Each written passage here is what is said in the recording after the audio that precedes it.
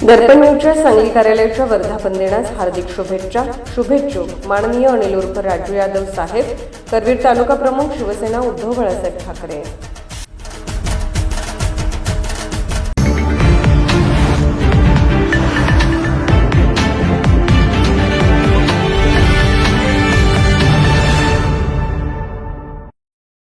शेतकरी श्रीमंत झाला तर सत्तेची समीकरणे बदलतील। सामाजिक कार्यकर्ते राजू उर्फ सुनील माने यांची माहिती। देशातील शेतकरी हा केवळ नैसर्गिक संकटाचा नव्हे तर व्यवस्थेचाही बळी ठरत आहे। शेतकरी श्रीमंत झाला तर सत्तेची समीकरणे बदलतील अशी माहिती कोल्हापुरातील सामाजिक कार्यकर्ते राजू उर्फ सुनील माने यांनी पत्रकारांशी बोलताना दिली।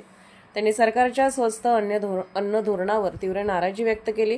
ते पुढे म्हणाले की कोणत्याही सरकारसाठी शहरातील ग्राहकांना स्वस्त दरात अन्नधान्य उपलब्ध करून देणे महत्त्वाचे असते।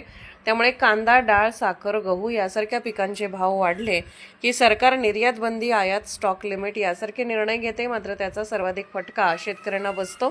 शेतकरी कर्जबाजारी असतानाही पुन्हा पेरणी करतो, कारण त्यांच्याकडे पर्याय नसतो। शासन आणि बाजार व्यवस्था शेतकऱ्याला पूर्णपणे सक्षम होऊ देत नाही। त्याला फक्त पुढील हंगामासाठी टिकून राहील इतकेच उत्पन्न मिळते, पण बाजार नियंत्रित करण्याइतकी आर्थिक ताकद मिळू दिली जात नाही। मंडईत गहू किंवा दूध विकल्यास मिळणारा दर आणि थेट ग्राहकाला विकल्यास मिळणारा दर यात मोठा फरक असल्याचे नमूद करत खरा खेळ बाजारपेठेतील प्रवेशाचा आहे असे मत त्यांनी व्यक्त केले।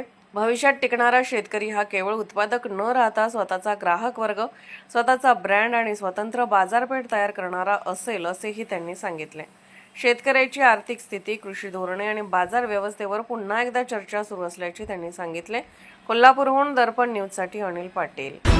निर्भीड बेधडक बातमीसाठी दर्पण न्यूज चॅनलला लाईक करा, शेअर करा, सबस्क्राइब करा। मुख्य संपादक अभिजित रांजणे, दर्पण न्यूज।